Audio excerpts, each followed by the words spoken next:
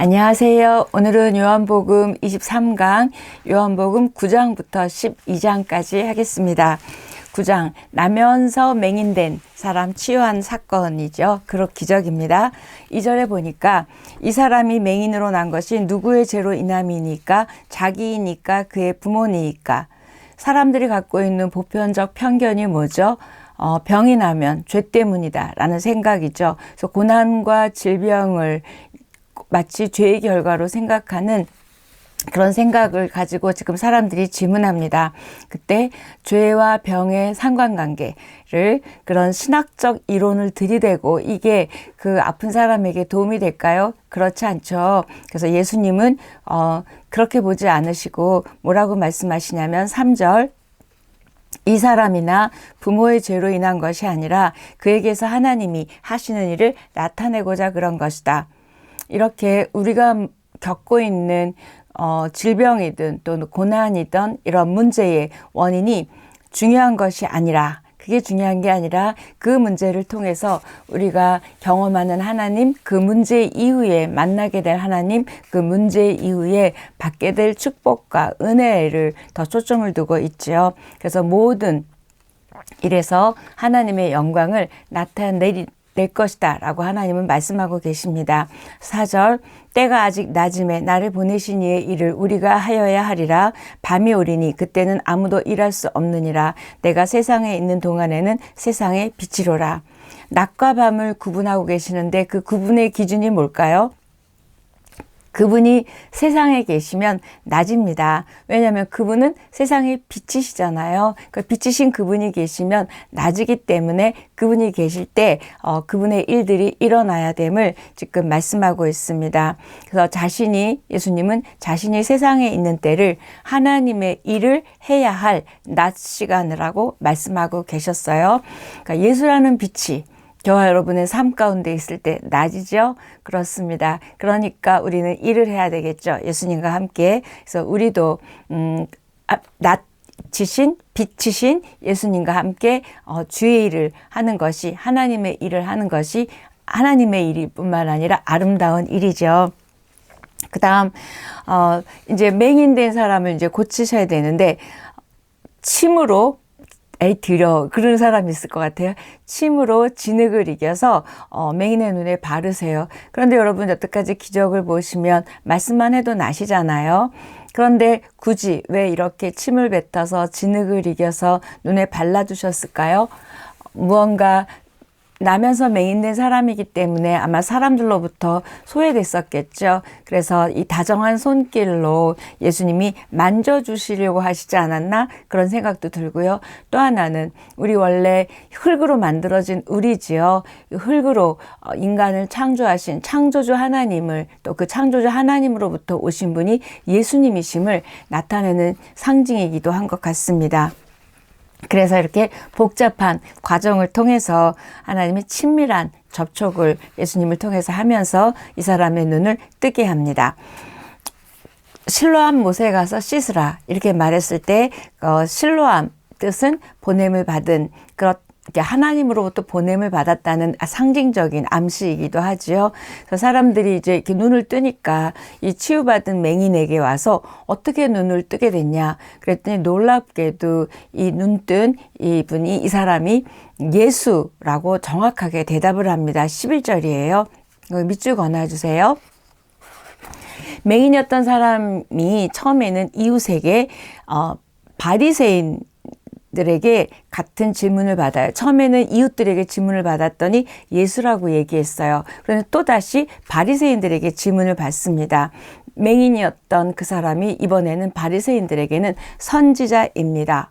어서 경험 있으시죠? 사마리아 여인이 처음에 선지자라고 이야기했죠. 처음에 자기의 물을 준다고 관계 있는 사람이 됐다가 선지자가 됐다가 메시아가 됐죠. 지금 이 사람도 그런 것 같습니다.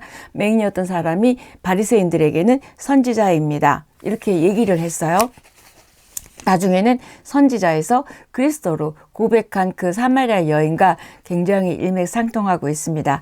그 이야기를 들으니까 혼란에 빠진 바리새인들이 얘기합니다. 왜 혼란에 빠졌을까요?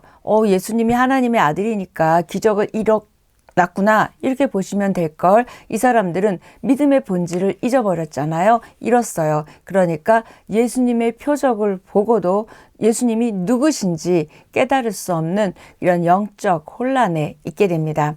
그래서 나중에는 그의 부모까지 호출합니다. 그런데 이 부모는 이 바리새인들로부터 우리로 말하면 왕따 출교당할까 봐 모르겠다 이렇게 얘기를 하죠. 난감한 상황을 벗어나려고 합니다. 유대인을 두려워한 그의 부모의 모습을 보게 되지요. 예수님을 믿지 않는 유대인들은 다른 사람들도 예수님을 믿게 하지 못하게 막고 있는 거죠. 지금 아들이 고쳐졌으니까 얼마나 예수님에게 가기 좋아요. 그런데 이 바리새인들이 이 질문으로 인하여 믿지 못하도록 억압하고 있는 바리새인들의 모습을 보게 됩니다. 바리새인들이 맹인을 다시 불러서 하나님께 영광을 돌리라는 말을 하면서 예수님을 죄인이라고 규정합니다. 너 눈 났으면 하나님께 영광을 돌려라. 그 다음에 너 눈 났게 한 자는 죄인이다. 이렇게 얘기합니다. 이때 하나님께 영광을 돌리라는 말은 예수는 믿지 말고 예수는 아니다. 하나님께 영광을 돌리라고 이야기합니다. 아무도 부정할 수 없는 이 눈이 뜬 현실이요. 이 현실을 분명한 답을 이 형제가 하게 됩니다. 뭐라고 얘기하냐면 너희들도 이 예수를 믿으려고 그러니 왜 자꾸 나한테 이런 질문을 하니? 이렇게 이 눈뜬 사람이 얘기합니다. 예수님의 제자가 되려고 하니? 질문하니까 회당에서 열받아가지고 이 눈뜬 형제를 쫓아내요. 그러니까 예수님이 이 눈을 뜬 이 사람이 쫓겨났다. 이 이야기를 듣고 예수님이 찾아오십니다. 찾아오셔서 예수님이 또 이야기를 해주시죠. 제가 이 형제를 생각해 보니까 이 형제는 육체의 눈을 뜨면서 동시에 예수님을 경험하면서 영적인 눈도 뜨게 됐어요. 그래서 예수님을 만났더니 이제 담대해져서 이렇게 바리새인들에게도 얘기했고요. 그 다음에 예수님을 알아보는 영적인 통찰과 깨달음도 있게 되었습니다. 또 예수님을 만났잖아요. 경험했죠. 눈으로. 그랬더니 확신이 생겼어요. 그래서 확신이 생겨서 어떻게 하나님으로부터 오신 분이 아니면 이렇게 나를 치유할 수 없다라고 이야기합니다. 육신의 눈뿐만 아니라 영적인 눈을 뜬 그는 예수님이 누구신지 정확히 알았고 정확히 확신했습니다. 저와 여러분도 눈뜬 자들이에요. 그런데 영적인 눈을 뜨지 못하면 이렇게 예수님이 누구신지 또 확신과 담대함과 이런 것들을 우리가 가질 수가 없는 거죠. 그래서 이 성경에는 소경의 이야기가 많잖아요. 그 나병의 이야기도 많고 소경의 이야기도 많은 건 영적인 나병, 그 다음에 영적인 맹인을 지금 비유하고 있습니다. 그래서 예수님을 만나니까 전에 보지 못했던 것 보게 되고 깨닫지 못했던 것을 깨닫는 이 눈뜬 하나님 앞에 영광을 돌리는 이 사건이 있습니다.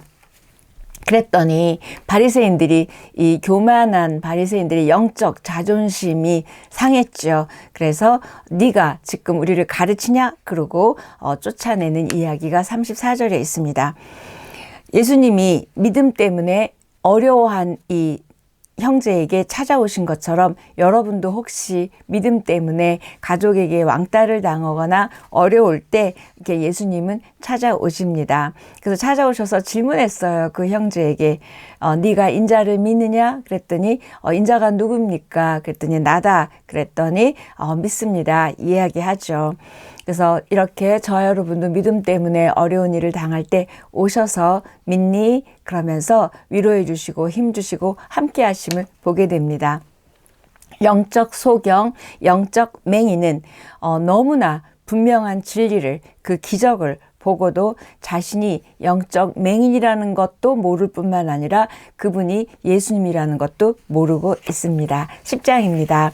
10장은 여러분 잘 아시는 선한 목자, 선한 목자 대신 그 찬양처럼 선한 목자에 대한 가르침이에요. 그런데 우리가 이 선한 목자라는 이야기 나는데요. 10장의 내용도 만만치 않고 어렵습니다. 그래서 소경 이야기 다음에 바로 지금 이어서 선한 목자 이 표적 사건 이 그러니까 눈뜬 표적 사건과 이어서 지금 선한 목자를 가르치고 있어요. 왜 그럴까요? 그 눈뜬 사건의 영적인, 궁극적인 의미가 무엇인지를 지금 선한 목자를 가지고 설명하고 있습니다. 누가 참 목자이고 또 그 참 목자의 특징은 무엇인지 10장에 나와 있습니다. 1, 2절. 문을 통하여 양의 우리에 들어가지 아니하고 다른 데로 넘어가는 자는 절도며 강도요. 문으로 들어가는 이는 양의 목자라. 이건 이때 문을 통하여 들어가지 않는다. 예수 그리스도를 통하여 들어가지 않는 자는 절도요, 강도. 누구를 말할까요? 바로 전 사건에 있었던 바리새인들을 말하고 있습니다. 그들을 가리켜서 지금 바로 이어서 이야기하는 거예요. 예수님을 통하지 않고 양의 우리로 들어가는 사람들은 전부 도둑이고 강도라는 거죠. 결국 예수 그리스도를 통하여 하나님에게 갈 수 있고 영원에 갈 수 있는 이야기를 합니다. 참 목자가 자기 양을 일일이 아는 것처럼 양들도 참 목자를 알고 그의 음성을 안대요. 근데 여러분 예수님의 음성을 아세요? 들리세요? 세상의 소리와 사단이 주는 소리가 구별되세요? 지금 세상에는 너무 비슷한 예수님을 빙자한 소리도 많고요. 또 내 속에서 일어나는 소리도 많습니다. 여러분에게 가장 크게 들리는 소리가 무엇인지요? 이때 예수님의 음성에 민감하게 반응하려면 양은 목자의 소리를 안대요. 진정한 저와 여러분이 양이라면 그분의 음성을 듣는, 구별해서 듣는 우리이기를 바랍니다. 영적 주파수를 맞춰야 되고요. 또 내 속에서 일어나는 많은 소리를 줄여야지만 그분의 음성을 들을 수 있습니다. 9절. 내가 문이니 누구든지 나로 말미암아 들어가면 구원을 받고 또는 들어가면 나오며 꼴을 얻으리라. 이게 바로 예수님이 성육신 하신 이유가 이제 10절에 나오는데 그게 뭐냐면 내가 문이다. 예수 그리스도를 통하여 들어가서 구원을 받게 된대요. 그 다음에 생명을 얻게 하고 더 풍성히 얻게 하시려고 이 땅 가운데 오셨음을 지금 10절은 성육신 하신 이유가 분명하게 나와 있습니다. 다시 말하면 구원을 우리가 받게 되고 구원의 그 은혜를 충만히 풍성히 받게 되는 것을 그렇게 해주시려고 왔다고 말씀합니다. 그런데 또 10장 10절에 보면 사단의 최종 목적은 뭐죠? 우리의 영혼을 죽이고 우리의 모든 것을 파괴하는 것이라고 10장 10절 말하고 있습니다. 나는 뭐뭐뭐다. 뭐라 그랬죠? 에고 에이미. 나는 뭐뭐시다라고 자기 계시를 통해서 지금 나는 양의 문이다 라고 얘기하셨고 또 양의 문이라는 건 결국 다시 말하면 구원의 문이시라는 거죠. 양 같은 우리들이요. 우리의 구원의 문이시고 예수님으로 말미암지 않고는 구원을 받을 수 없고 하나님 나라에 들어갈 수 없음을 말하고 있습니다. 오직 예수님만이 하나님께로 가는 유일한 길이고 또 우리를 하나님에게 인도하는 only way죠. 유일한 통로이고 그래서 예수님 안에서만 구원과 풍성한 삶을 받을 수 있음을 말하고 있는데 세상에서는 그러죠. 기독교는 너무 독단적이다. 자기네만 한다. 다른 이름으로서는 구원을 얻을 수 없나니 그 말씀처럼 너희들 너무 편협적이다. 독단적이다 이야기하지만 성경은 그분이 아니고는 구원을 얻을 수 없음을 말하고 있습니다. 11절 12절 나는 선한 목자라. 또 에고 에임이죠. 나는 선한 목자라. 이 선한 목자와 삭꾼을 비교하는데 그 차이는 뭐냐면 선한 목자는 양들을 위해서 죽고요. 그 다음에 삭꾼은 어려운 일이 왔을 때 놓고 도망간다는 거예요. 그래서 나는 선한 목자다. 그 비유를 설명하고 있습니다. 결국 이 선한 목자다라고 하는 그 단어 뒤에는 뭐냐면 섬김이요. 그 다음에 희생입니다. 뭐가 왔을 때 내 양을 보호하기 위해서 죽는다는 거예요. 섬김이죠. 희생입니다. 그 이야기 삭꾼 목자와 이 이야기를 비교하고 있습니다. 결국 양을 위해서 목숨을 버리고 영혼을 구원하고 또 하나님을 순종하는 그런 참 목자를 지금 예수 그리스도가 본인이라고 말하고 있죠. 이 선한 목자에 대해서 이어지는 이야기는 뭐냐면 10장 17절인데요. 부활하고 연결하고 있습니다. 내가 내 목숨을 버리는 것은 그것을 내가 다시 얻기 위함이니 이로 말미암아 아버지께서 나를 사랑하시느니라. 아까 나는 선한 목자, 죽을 수 있다 그랬죠. 그래서 이 죽음, 내 목숨을 버리는 건 다시 살으려고, 결국 뭐죠? 부활입니다. 그래서 요한복음에서 부활에 대해서 첫 번째 예견한 게 바로 이 10장 17절입니다. 자, 목숨을 버리는 행동은 타인에 의해서, 예수님이 죽은 것은 억지로 바리새인이나 이런 것 때문에 아니라 스스로 내가 했음을, 어제도 제가 말씀드렸죠. 그렇게 내가 선택한 하나님의 뜻 가운데 예수 그리스도가 희생한 것을 설명하고 있습니다. 요한복음에서 지금 17절 부활 언급 잘 기억해 주십시오. 예수님의 이적과 가르침에 이어서 사람들의 이제 반응이 막 논쟁도 하고 이렇다 저렇다 하는 특징이 나오는 것입니다. 제가 어제 말씀드렸듯이 또 오늘도 여전히 예수님의 이런 말씀들에 대한 17절, 18절 반응이 나오게 되고 당연히 분쟁이 있고 귀신 들렸다고 또 이야기합니다. 그래서 수전절을 맞이해서 예루살렘 성전을 예수님이 방문했어요. 그랬더니 사람들이 메시아임을 분명하게 밝혀달라고 합니다. 내가 이미 말했고 내가 이미 보여줬는데 너희가 믿지 못해? 또 보여줘? 너희는 내 양이 아니야. 내 양이면 알아들을 텐데 내 양이 아니라고 이야기하시죠. 결국 예수님을 영접하느냐, 예수님의 양이냐가 결국 그분의 말씀을 받아들이느냐, 안 받아들이느냐. 결국 그분의 말씀을 안 받아들였다는 건 그분에 속한 자가 아니라는 거죠. 여러분도 하나님의 말씀을 받아들이시지 않아요? 예수님의 말씀을 받아들이시지 않아요? 그러면 그분께 속한 자가 아니라는 말씀을 지금 요한은 하고 있습니다. 이런 말을 했더니 자기들이 하나님에게 속한 자가 아니라 그랬더니 유대인들이 돌로 예수님을 치려고 하는 이야기가 31절입니다. 그러면서 신성모독이라고 이야기합니다. 네가 사람이 되어 자칭 하나님이라고 말하고 있다. 그래서 너는 신성모독이라고 그러고 돌로 치려고 합니다. 이 돌로 치려고 하는 유대인들에게 34절, 5절, 6절에 하나님의 아들이라고 다시 자신을 밝히시면서 정당성을 이야기합니다. 하는 이야기가 시편 82편 6절의 말씀인데요. 구약 성경에서 하나님의 말씀을 받은 사람을 신이라고 부르는 게 시편 82편 6절에 있거든요. 한번 찾아보세요. 그래서 그 말씀을 근거로 지금 하나님이 보내신 사람이 하나님의 아들이라고 내가 이야기하는데 그게 뭐가 잘못됐냐? 이렇게 해서 34, 5, 6절 본인의 정당성을 이야기하고 있습니다.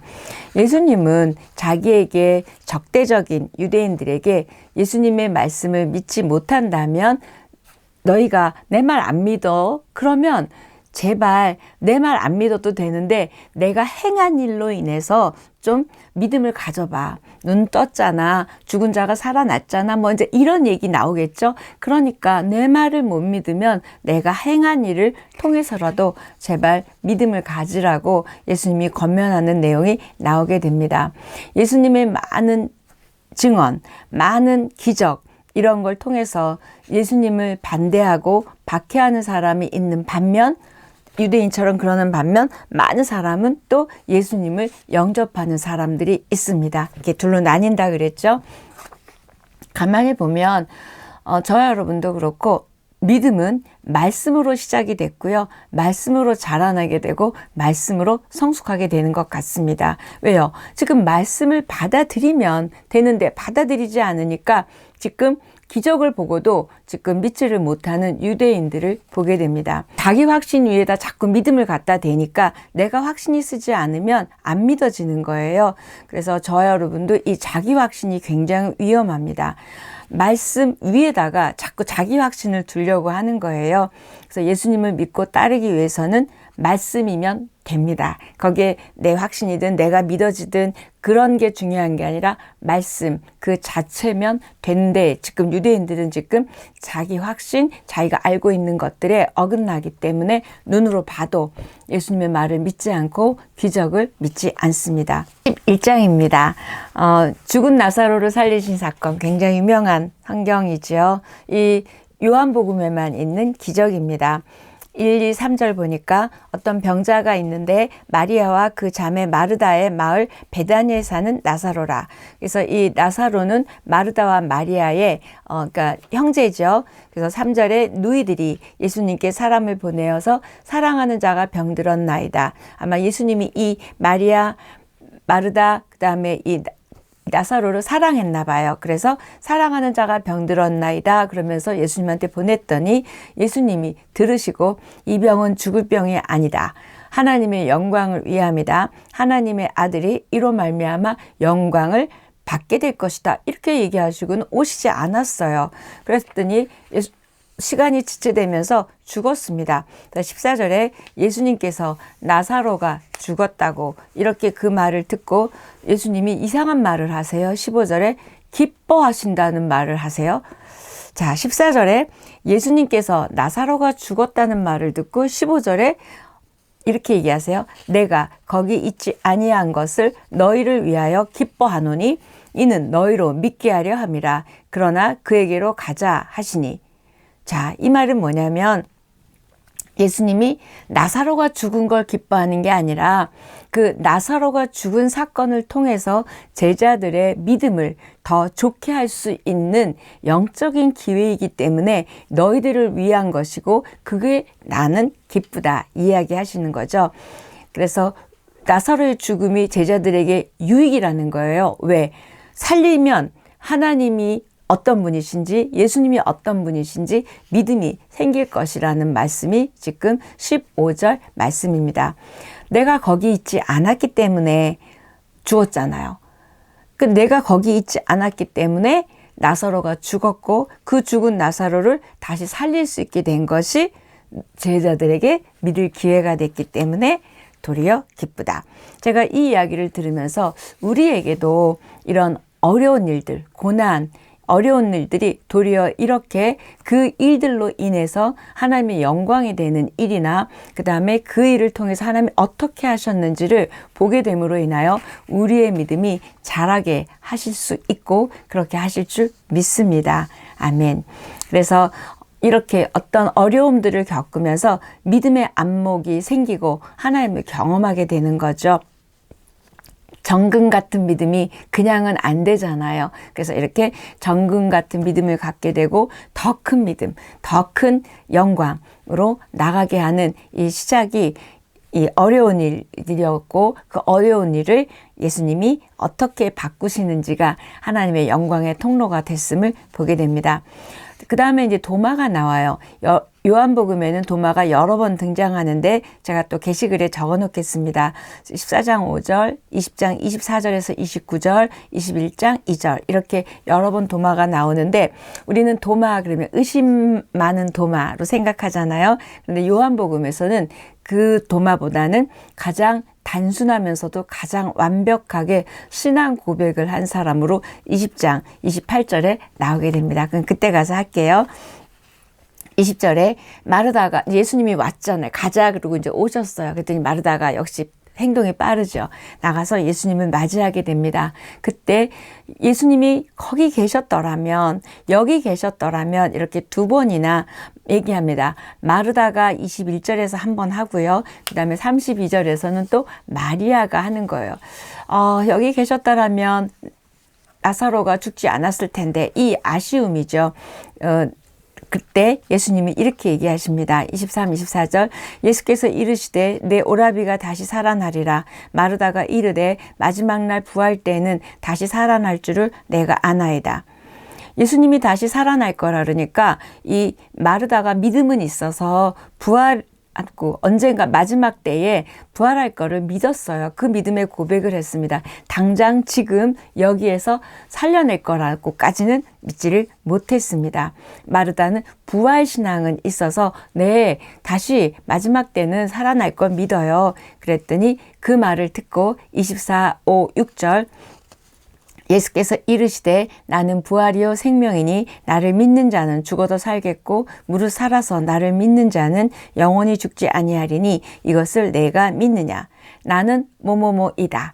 그 선언이 여기서 또 나오죠. 그래서 예수님과 관계를 맺지 않는 사람은 살아있지만 죽은 거고 예수님과 관계를 맺고 있는 사람은 죽었지만 살아있는 거다라는 이야기를 지금 이 마르다의 이 고백 뒤에 나와서 얘기하고 있습니다.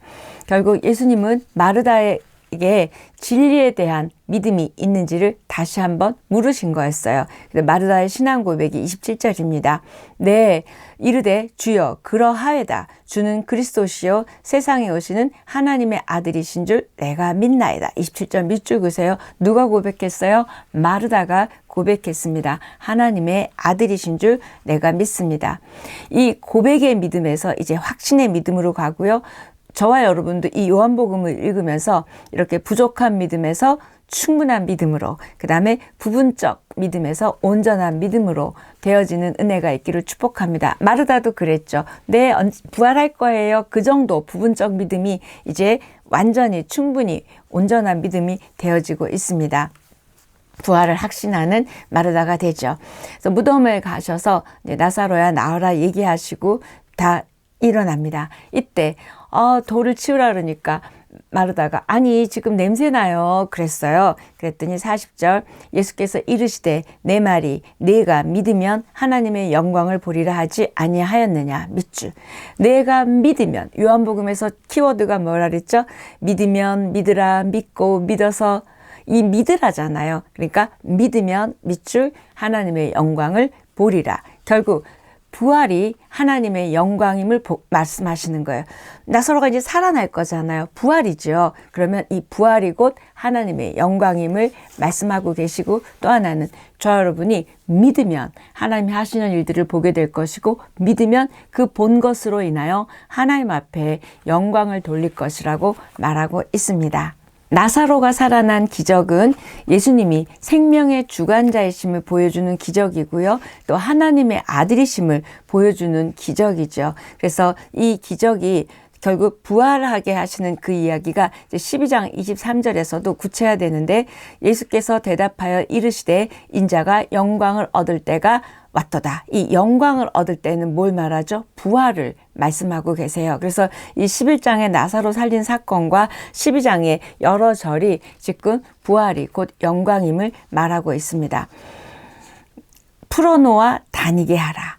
풀어놓아 다니게 하라. 묶였던 것들을 풀어놓아서 이제 자유롭게 다니게 하라. 부활에 대한 이야기죠. 제가 이걸 보면서 믿음은 이성이요. 우리가 생각하는 이 이성을 초월해야지만 온전하게 믿을 수 있습니다. 그래서 이성의 문을 통과하고 믿음으로 반응할 때 여러분이 하나님의 영광을 볼 수 있죠.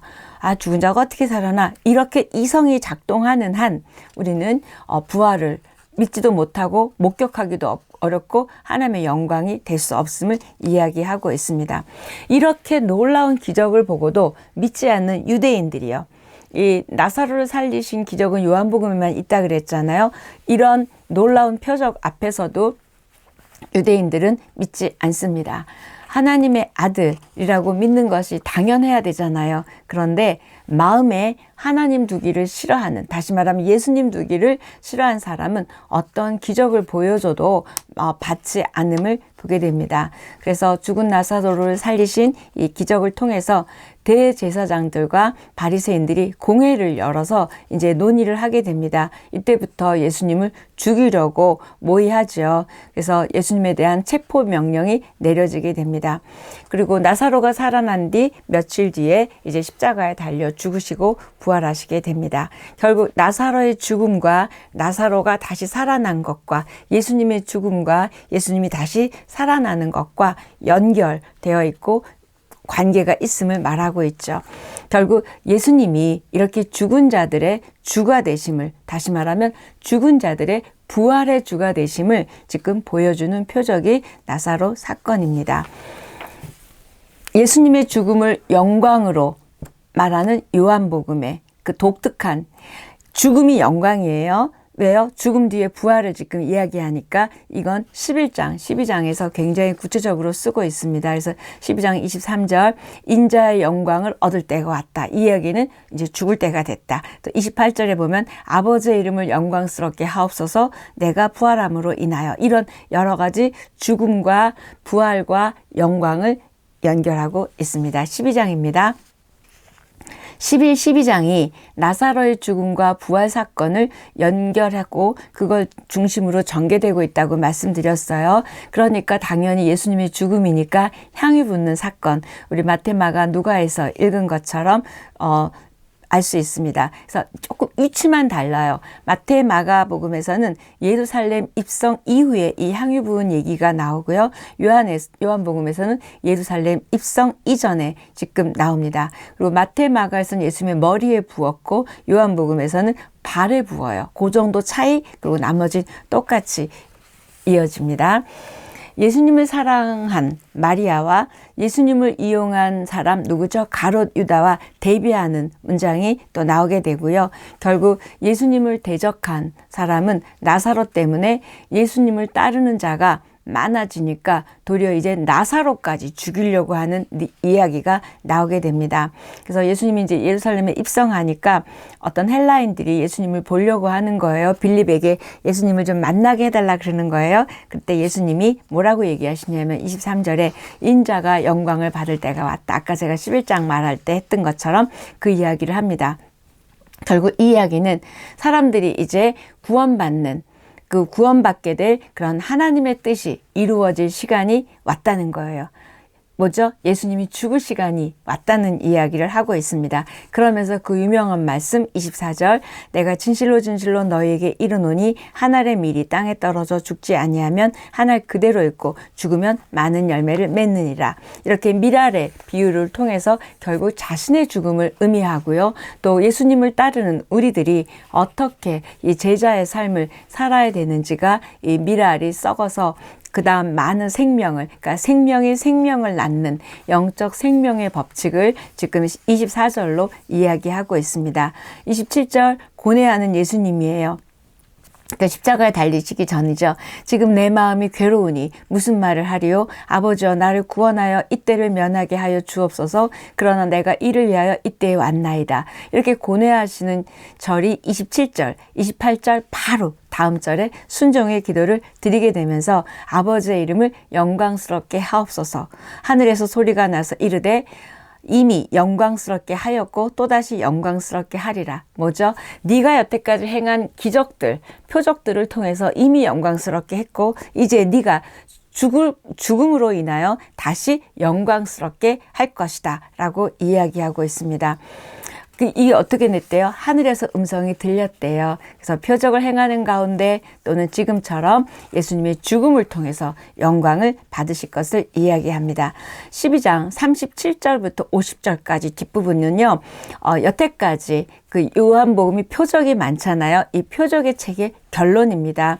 뭐 가나 혼인잔치부터 지금 우리 끝에 한 죽은 나사로 살린 것까지 이 많은 표적을 통해서 뭘 말씀하시려고 했는지 유대인들은 믿지 않았잖아요. 그런데 예수님은 결국 뭘 얘기하시고 싶으셨냐면 예수님이 요한복음의 핵심이 뭐죠?